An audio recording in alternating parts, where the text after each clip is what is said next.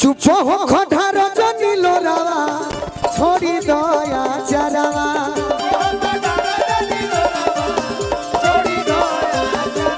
अरे रोजनिया रावा आई रोजनिया रावा आई फिर नई हरा रोजनिया रावा भौजी हमार भैया के जागा बोली में देखो भाई न धैले ना रहो कुछ हमार भाई आई बड़े जे कहले है कि तहर गीत 2000 किलोमीटर भी सफर तय करा देला उहे गीत गा के हम बैठो हम ना चाहिए ई सब ना झगड़ा ना माइंड के हम बड़ी कमजोर हैं अनुभव के तेज हैं तो उहे गीत बजा दो कर बाद समाप्त करो। सुनी सुनी भगवान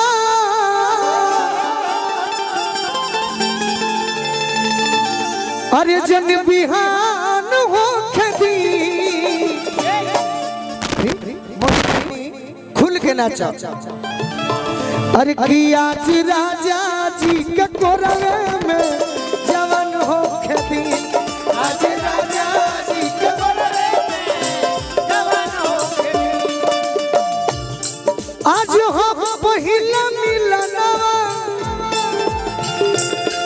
मिलन सजन के सजनवा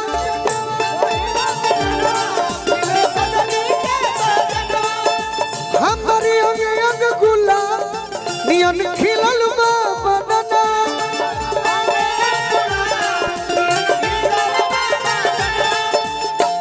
भाई हमार विशाल जी मौर्या होटल कुंदन भैया के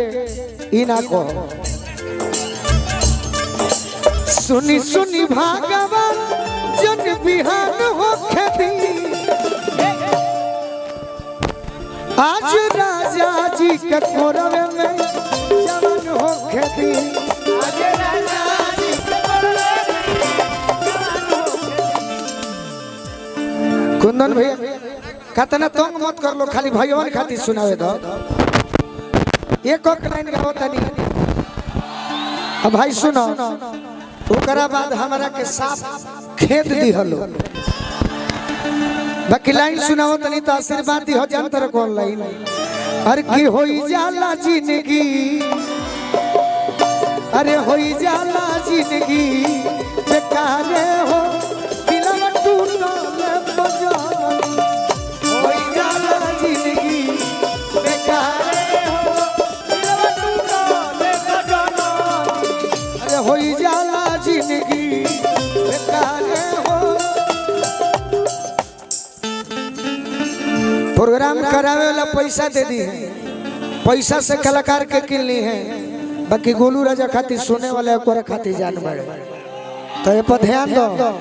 इतना दिन मिललू हमारे व्यवहार के बारे में ना जानलू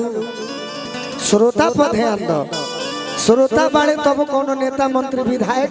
आ गायक नायक बड़े गलती भाई अरे टूटल पजननी दिलवा टूटल पजननी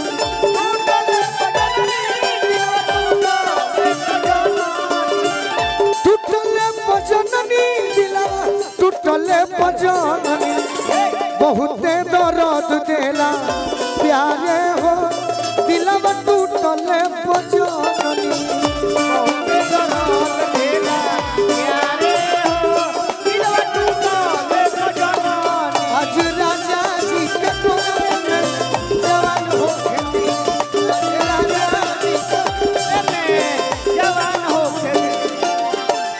लड़की कहती है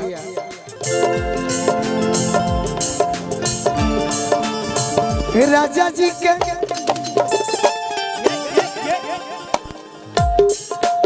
लास्ट लाइन कहते नहीं रोआ गनगनाई पिया कोरा जब उठाई है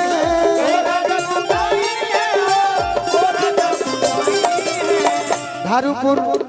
पुरुषोत्तम सिंह कश्यप जी की ओर से बहुत बहुत आशीर्वाद मिलल। ठाकुर मनोज जिया जुड़ई है।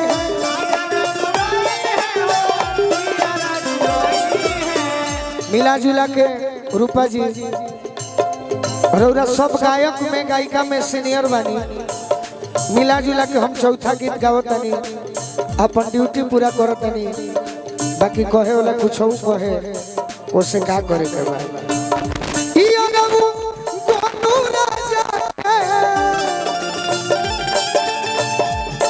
परेशान हो खेती भाई विकास पांडे जी उद्घोषक साहब मंच पर आई। अरे कि आज राजा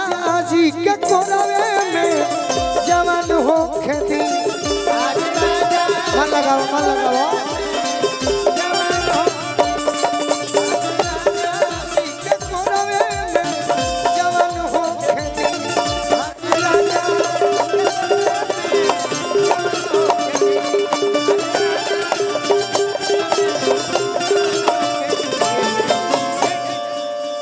हेलो हेलो हेलो पागल रहे रितिका।